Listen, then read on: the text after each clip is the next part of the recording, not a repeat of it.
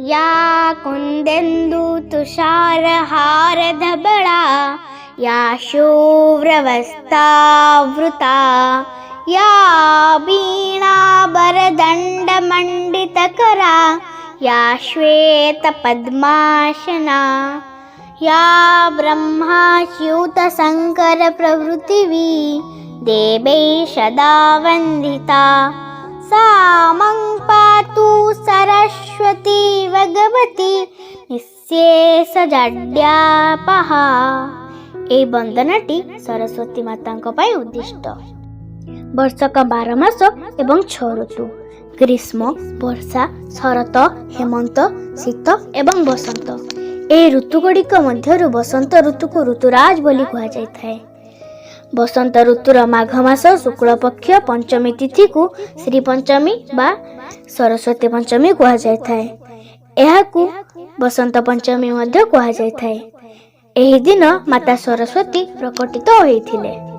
भारत संस्कृति रे 12 मासरे 13 पर्व पालन करा जाए। बसंत पंचमी दिन माता सरस्वती पूजा विभिन्न कार्यालय रे घरे घरे विशेष करी विद्यालय रे पालन करा जाए। माता सरस्वती को ज्ञान संगीत और कलार देवी हिसाब से ग्रहण करा जाए। हिंदू संस्कृति रे प्रचलित कहानी अनुसार जेबे सृष्टिकर्ता ब्रह्मा सृष्टि को रचना कले विष्णु सृष्टि को देखि आसिबा पई ब्रह्मा को अनुरोध कले। विष्णु को अनुरोध क्रमे ब्रह्मा पृथ्वी को आसिले। से चारिआड़ को चाहि देखिले चारिआड़े निस्तब्ध। केही किछि कहु नथिले कि केही किछि सुनु नथिले। एहा देखि ब्रह्मा चिंतारे पड़ी गले।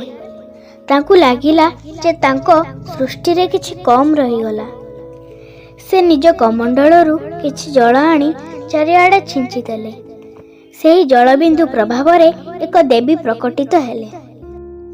से प्रथम हस्तरे वीणा द्वितीय हस्तरे पुस्तक तृतीय हस्तरे रुद्राक्षमाला एवं चतुर्थ हस्तरे बरमुद्रा धारण करथिले एवं से पद्मासन रे शुभ्र वस्त्र पिंधि बसिथिले। यह देखि ब्रह्मा खूब आनंदित हेले एवं देवी को नाम सरस्वती रखिले। से कहिले हे पुत्री तमे ही वीणा को वादन कर। देवी सरस्वती जेतेबेले वीणा बजाइले ब्रह्मा को सृष्टि रे समस्तक मध्यरु स्वर आसीगला। बहुथिबा पाणीधार मध्यरे कुळुकुळु नाद बहुथिबा पावन रे सु सु शब्द जीवजंतु और पक्षी मानक कंठरे स्वर आसीगला। तेणु ब्रह्मा सरस्वती को वीणा मादिनी मध्य कहिथांती। बसंत पंचमी दिन हलदिया वस्त्र पिंधिबा हलदिया चाउल रे रंधा जाइथिबा भोजन करिबा शुभ मना जाइथाय। एही दिन माँ सरस्वती को पूजा स्थान रे वाद्य यंत्र कलम एवं पुस्तक रखी पूजा करा जाए।